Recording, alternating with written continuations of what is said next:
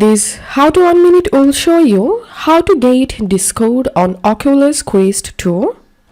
There is a workaround that you can follow to use the mic and talk to other people, and that's through the virtual desktop. The virtual desktop app is available on oculus.com.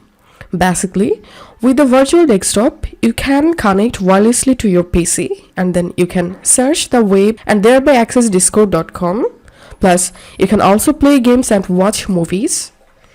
Here are some of the features.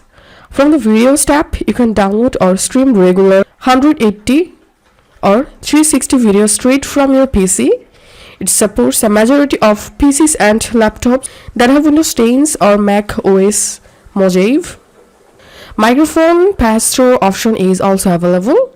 PC VR game streaming will need a VR-ready computer that has Windows 10.